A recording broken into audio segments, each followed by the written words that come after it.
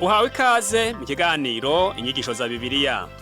Muri iki kiganiro tugenda turaba ibice vy'ivyanditswe muri Bibiliya yera ijambo ry'Imana, tukarimbura insiguro yavyo. Ni ikiganiro gitanga inyigisho z'ivyanditswe vyera mu kiringo c'imyaka 5. Inyuma y'icigwa turaguha inomero woturonderako igihe wogira ico ugomba guterera canke kubaza. Kaze twumvirize kandi twigishwe.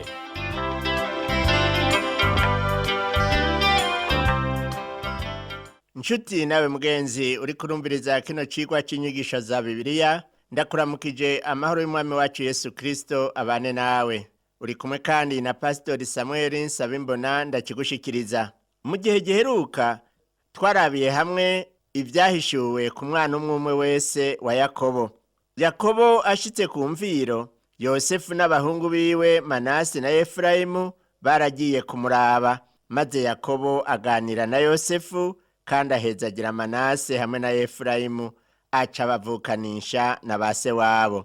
Ico kiganiro giheze, haciye haza ba bahungu bandi bose ba Yakobo baramukikiza. Yari afise ijambo abwira umwe wese ryo kumusezera. Yaciye atangurira ku mfura ahereza ku wanyuma amuvugako. Ijambo Yakobo yavugiye kuri uwo musego wo ku mviro ryari rikomeye cyane, kuko twabonye yuko bwabaye ubuhanuzi. Aho niho havuzwe ibizoshikira ba bahungu bose uko ari 12 bamaze kuba imiryango 12. Noneho byabaye ubuhanuzi ico gihe, bikaba muri iki gihe byabaye ukuri, bikandikwa no mu bindi bitabo nk'uko abanyabwenge bo mw'isi bagenda begeranya inkuru z'ibyabaye. Aha tuharongera akandi karyo ko kubona ukuntu kwizera kwa Yakobo kwari kwakuze. Yavuze abwira abahungu biwe aribo bari bagiye kuzoba imiryango 12 y'ihanga rya Isirayeli ko bategerezwa kuzoba mu gihugu c'i Kanani. Uko kwari ukwizera gukomeye cyane. Twibuke yuko abanyakanani aribo bari bibereye muri ico gihugu, mu gihe umuryango wa Yakobo nawo wose wari wibereye muri Egiputa widibamiye. Uwo mutama avuga iminsi ya nyuma y'ihanga rya Isirayeli, ibizoba kuri ya miryango 12 izoba yavuye kuri ba bahungu biwe, ikazohava icika ihanga rikomeye. Aha rero turabona ubuhanuzi bw'ibizoba kuri umwe wese muri ya miryango y'Abisirayeli mu minsi ya nyuma. Bimwe bimwe bikaba byaramaze kuboneka, ibindi navyo tukaba tukibirindiriye. Igikomeye kandi ari ngirakamaro no kuri twebwe abariho uyu munsi, nuko muri umwe muri iyo miryango ari wo muryango wa Yuda wahavuye ukomokamwo umwami wacu Yesu Kristo. Twarangije ikigwa cyacu giheruka tugeze kuri Yosefu, ibuhanuzi Yakobo yamuvuzeko. Reka dushishikare turabe kuri ubwo buhanuzi nyene bwo kuri Yosefu, tukaba tukiri muri bya vyanditswe byo mu Itanguriro igihimba ca 49. Reka turabe umurongo wa 23 tubandanye kugeza no kwa 25. Haravuga ngo, abarashi bamuteye kubabara, bamurashe imyambi baramwandurutsa, ariko umuheto wiwe wamubanze, ari n'ubukerebutsi mu maboko, afise n'amaboko y'inyenkomezi ya Yakobo, ari yo mwungere igitandara ca Isirayeli. Niyo Mana ya so izogufasha, ishobora byose izoguha imigisha, imigisha iviyo mwijuru hejuru n'imigisha iva mu mazi y'ikuzimu. Izoguha imigisha yo konsa no kuvyara. Imiryango 2, uwa Efraimu n'uwa Manase, izoguha imigisha yo konsa no kuvyara. Twibuke ko imiryango 2, uwa Efraimu n'uwa Manase, yavuye kuri Yosefu, yahavuye iba amahanga akomeye cyane mu buryo bwose. Turabe ku murongo wa 26, avuga ngo, imihezagiro ya so irengeye iyo ba sogokuru bahezagira, ishikaho imisozi y'intahava igarukira. Izoba ku mutwe wa Yosefu, mu gitwariro c'uwarobanuwe muri bene se. Yakobo agerageza gufatanya Yosefu n'imiryango ibiri yamwamutseko n'Imana ya Isirayeli yaremye byose. Iyo miryango niyo yazanye muri Isirayeli ibyo gusenga ibigirwamana, cyane cyane umuryango wa Efurayimu. Uwo muryango wa Efurayimu niwo wavuyemo Yerobowamu, umwe yazanye ubugarariji agahagarika mu Bisirayeli ishuri zibiri z'inzahabu nk'ibigirwamana. Ku buriri bwa Yakobo ari ku mviro nihagerageza kubafatanya n'Imana ya ba sekuru. Turabe ubu naho ubuhanuzi bwavuzwe kuri Benyamini. Umurongo wa 27 uravuga ngo Benyamini ni ibingira ry'amero, mu gitondo arota ico yahize, ku mugoroba akagabanganya ibyasahuwe. Ubuhanuzi buvugwa kuri Benyamini rero buratangaje cyane. Benyamini yagumye hafi ya Yuda cyane kugeza aho imiryango yabo babiri ishigwa hamwe mu igaburwa ry'igihugu. Umuryango wa Benyamini niwo wonyene wagumanye n'ab'inzu ya Dawidi. Hinge turabe amajambo ya nyuma ayo Yakobo yavuze, turabe n'ivy'urupfu rwiwe. Umurongo wa 29 uvuga ngo arabihanikiriza arababarira ati, ngira mpambya bacu, muzompambe hamwe na data na sogokuru mwisenga riri mu itongo ryari rya Efuroni umuheti. Hano tubona yuko Yakobo apfuye bitazoba bihereye ngaho. Yaragiye guhambya biwabo. Yagomba ko bazomuhamba ahantu Aburahamu yari yaraguze. Yagomba ko bamwemerera ko bazomubika mu gihugu c'iwabo kugeza igihe azozuka agacaba muri ico gihugu c'iwabo nyene.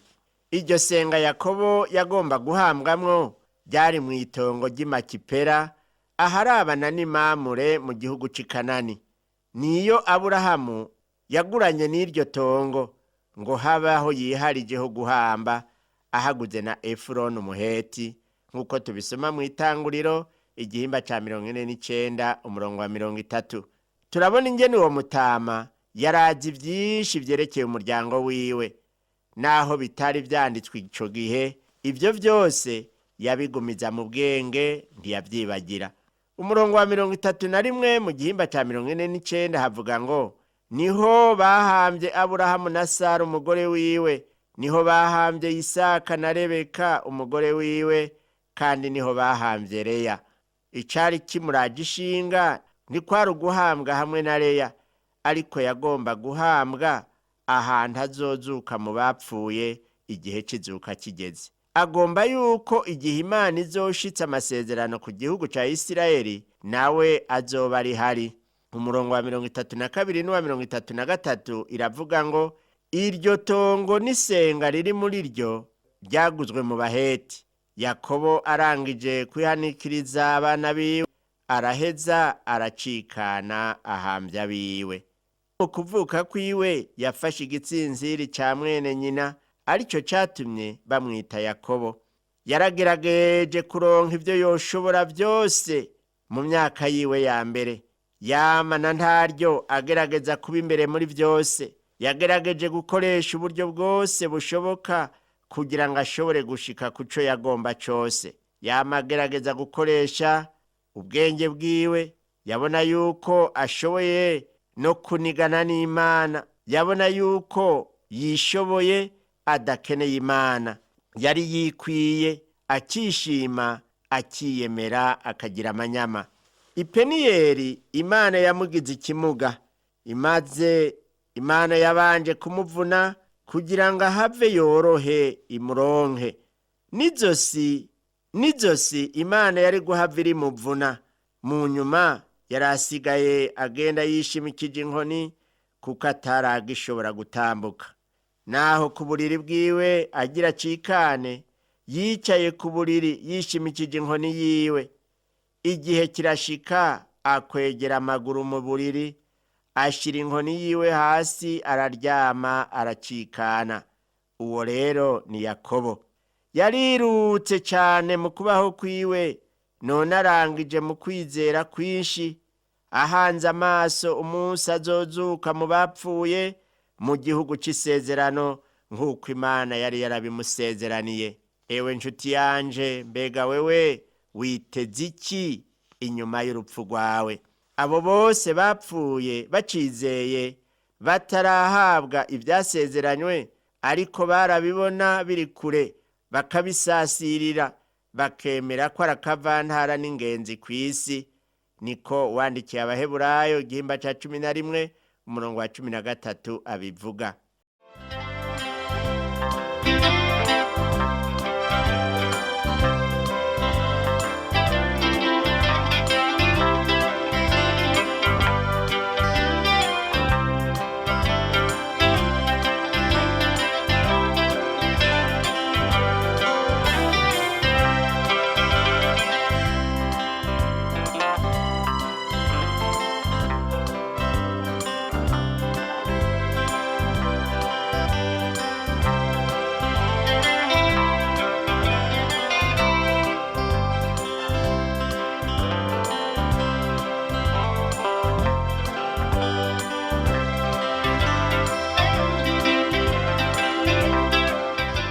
Reka ubu naho turabe ibivugwa mu gihimba ca 50 co muri iki gitabo c'Itanguriro.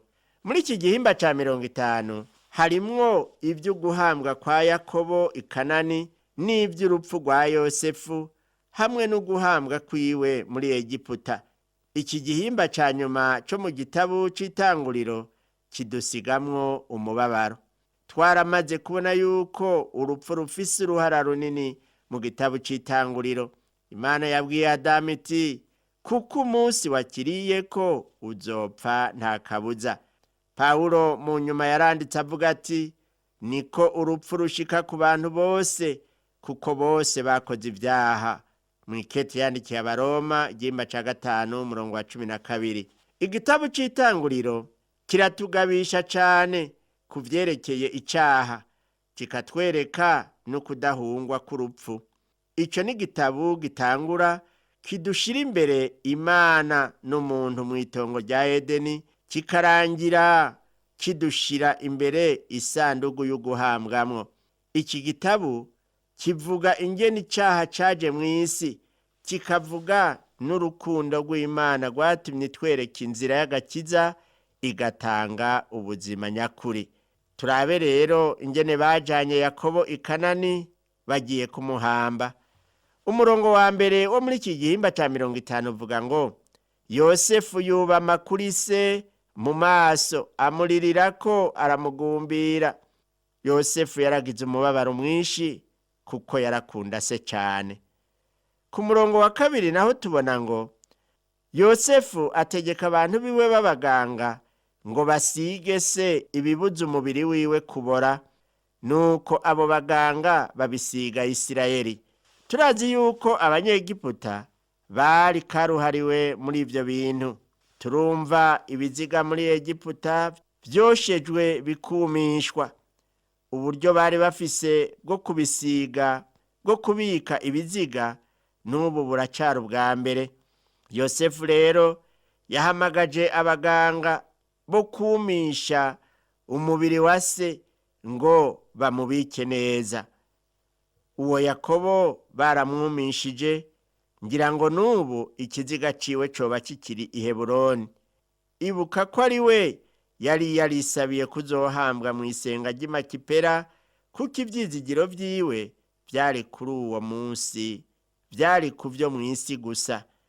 Igihe c'ukuzuka kigeze, azoba hariya nyene mu gihugu c'isezerano hamwe n'ihanga rya Isirayeli. Uwo munsi ukwizera kw'abacunguwe bari mu ishengero ry'Umwami wacu Yesu Kristo gushimikiye ku kumusanganirira mu kirere, bakajanwa ahitwa Yerusalemu nshasha. Ukwizera kuri kubiri kandi byose birahambaye. Umurongo wa 3 uvuga ngo, bamara iminsi 40 bamusiga ibibuza umubiri wiwe kubora, nk'uko iminsi yo gusiga yangana. Abanyegiputa bamara iminsi 70 bamugandariye. Kumusiga rero ivyo bimubuza kubora vyatwaye iminsi 40, kandi Abanyegiputa baramugandariye kumara iminsi 70. yari afise icubahiro gikomeye muri Egiputa kuko yari se wa Yosefu. Yosefu nawe bamubona nk'umucunguzi, se wiwe nawe yari nk'umwe mu batagatifu. Kuva ku murongo wa 4 kugeza ku murongo w'7 haravuga ngo iminsi y'ikigandaro iheze, Yosefu abarira abo mu rugo rwa Farawo ati, nimwaba mumbabaye rero, ndabasabye mumbaririre Farawo, muti se yaramurahije ati, ehe ngiye gupfa, uzompampe mumva niyimbiye mu gihugu c'i Kanani. None aragusabye umurekura duge ahambe se aheze agaruke. Nuko Farawo aramwishura ati, duga ugende uhambe so nk'uko yakurahije. Nuko Yosefu araduga aja guhamba se. Abagendanyi ba Farawo bose, abakuru bo mu rugo rwiwe, abakuru bose bo mu gihugu ca Egiputa baramuherekeza. Murabona ingene uwo muntu yari umwubahwa cane kandi yarakundwa cane muri Egiputa. Ayo maziko yabaye rurangiranwa kandi afata igihe kirekire. Ayo maziko yari amaziko yateguriwe abantu bakomakomeye benshi, baragenda urugendo rurerure rwo kuva muri Egiputa kugeza i Heburoni mu gihugu c'i Kanani. Turabona ku murongo w'8 havuga ngo abo kwa Yosefu bose, bene se n'abo mu nzu kwa se, ibyo basize gusa mu gihugu c'i Gosheni n'abana babo bato, imikuku yabo n'amasho yabo. Womengo Farawo yabategetse gusiga abana babo n'abantu babo bato bato kugira ngo amenye neza yuko bazogaruka. Farawo ntiyagomba kwikura Yosefu kuko yari akimukeneye cyane. Kuva ku murongo wa 9 kugeza ku wa 13 haravuga ngo ajana n'imikogote y'intambara n'abagendera ku mafarasi, bagenda ari isinzi rinini cyane. Bashika ku mbuga y'igosorero yo muri Atadi, hari hakurya ya Yorodani. Baborogerayo amaborogo menshi cyane y'akabonge. Yosefu ashinga ko bahamara iminsi 7 bagandariye se. Abanyakanani bene igihugu babonye ingene baririra ku mbuga yo muri Atadi, baravuga bati, ehu kugandara kw'abanyegiputa kw'igitangaza. Nico catumye bahita Aberi Misirayimu, hari hakurya ya Yorodani. Bene Yakobo bamugirira uko yabageze, bamujana mu gihugu c'i Kanani, bamuhamba mu isenga ryo mu itongo ry'i Makipela aharabana ni Mamure, iryo Aburahamu yaguze hamwe n'iryo tongo ngo habe aho yiharije, atahambwe hamwe na Rakeli i Betelehemu, ahantu hatarenze ibirometero 30 uja mu buraruko. Nk'uko bimaze kuvugwa, Yakobo yagomba guhambwa hamwe na ba sekuru aho Aburahamu yari yaraguze, kandi nibwo buryo bwariho bwo kuguma mu gihugu c'i Kanani. Yaciye ahambwa hamwe n'abo ba sekuru, bose bari bafise ivyizigiro bimwe vyo kuzuka. Yosefu turabona rero yuko yaremesheje bene se, nk'uko tubisoma ku murongo wa 14 kugeza ku wa 17 haravuga ngo Yosefu amaze gufuba se, asubirana muri Egiputa na bene se n'abandi bose bajanye nawe gufuba se. Bene se ba Yosefu babonye ko sapfuye, baravugana bati, kumbure Yosefu azotwanka adusubirize mu nkoko ibihwanye n'ibibi byose twamukoreye. Batuma kuri Yosefu bati, data atarapfa yaratubariye ko tuzokubarira ko akwinginze ngo uharire bakuru bawe igicumuro cabo n'icaha cabo, kuko bakugiriye nabi. Nuko none turakwinginze uduharire twebwe abashumba b'Imana ya data igicumuro cacu. Yosefu yumvise amajambo yabo acararira. Biraboneka ko bari baragiye kwa se atarapfa, bakamwiganira ubwoba bari bafise kubishobora kuzoshika mu gihe azoba atakiriho. Baratinya ko Yosefu yohava bahinduka.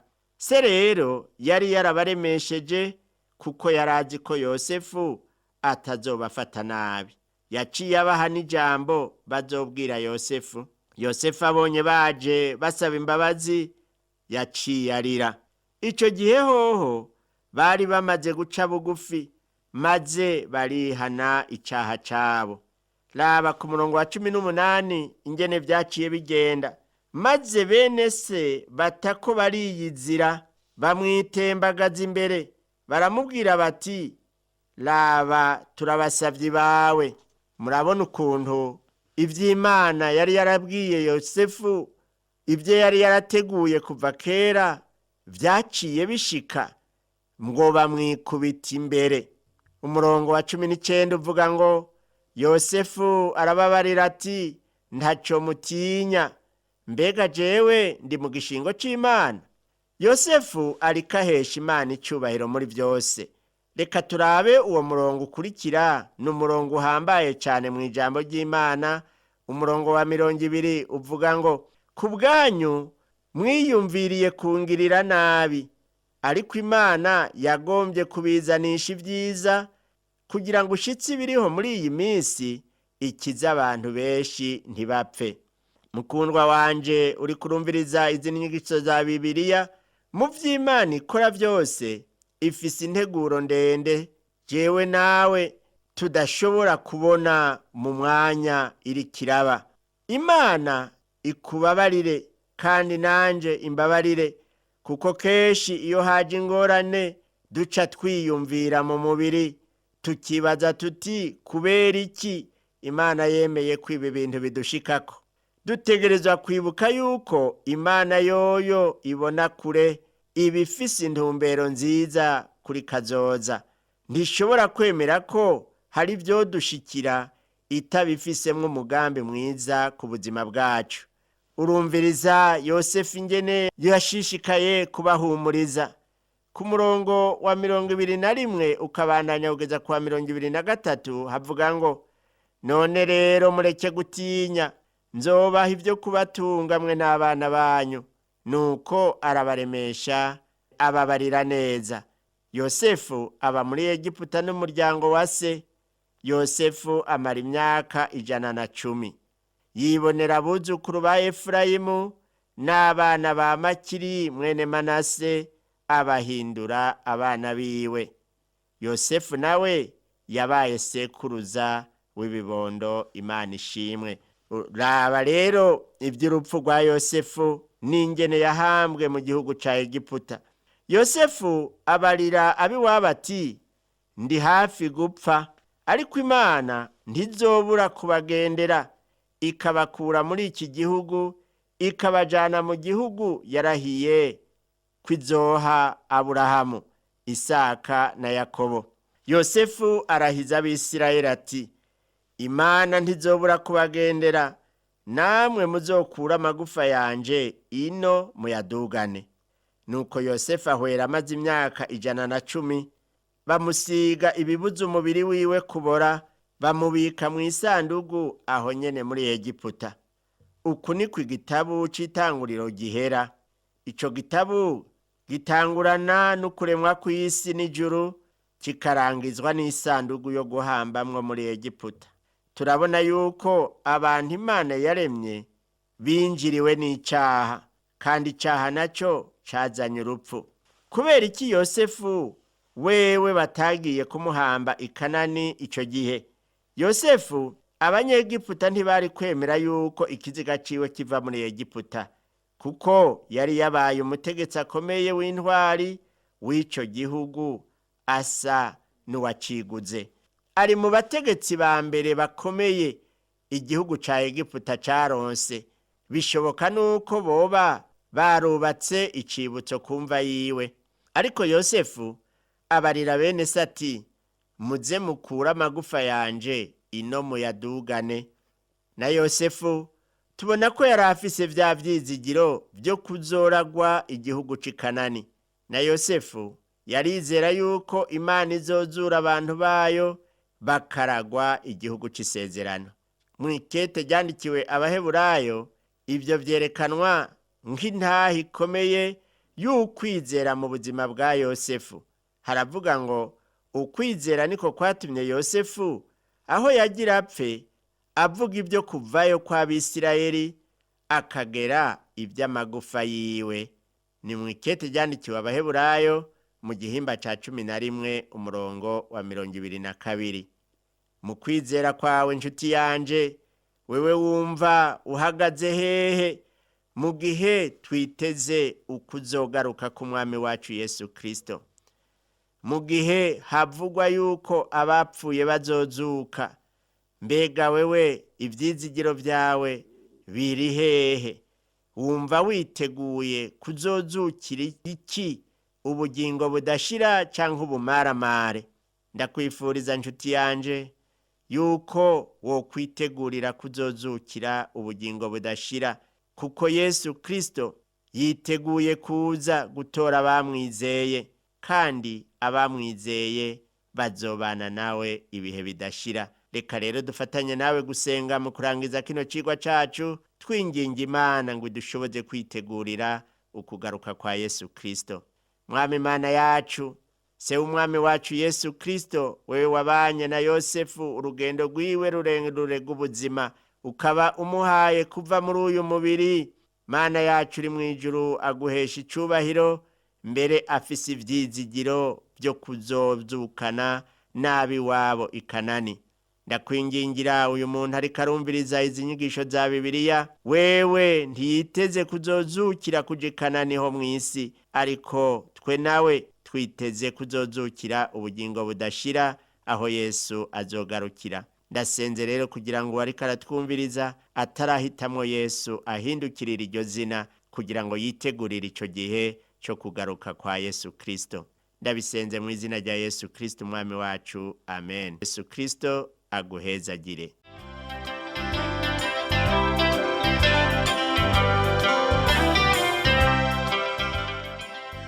Wakoze kumviriza icigwa c'ijambo ry'Imana c'uyu musi.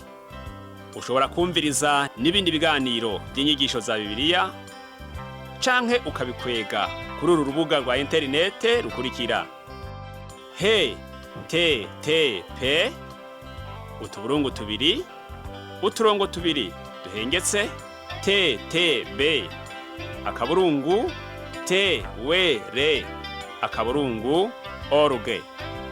Ushobora kumviriza ikiganiro cyo muri indwi, canke ugafyonda ahanditswe ngo rondera ukurikije itariki, kugira ngo wumvirize ikiganiro camaze kurengana.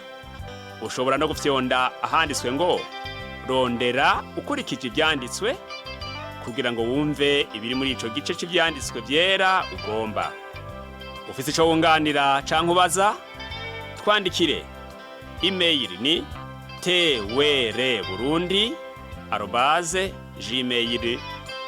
twr@gmail.com. Ushobora kandi kudusanga kuri Facebook yitwa TWR Burundi. Ushobora no kutwakura kuri iyi telefone yo mu biro. Inomero ni 22 24 26 57 mu masaha y'akazi. Canke kuri telefone ngendanwa, inomero ni 69 67 12 77 79 74 19 93. Udusanga kandi kuri WhatsApp, nimero ni 79 38 71 99. Yesu aguhezagire.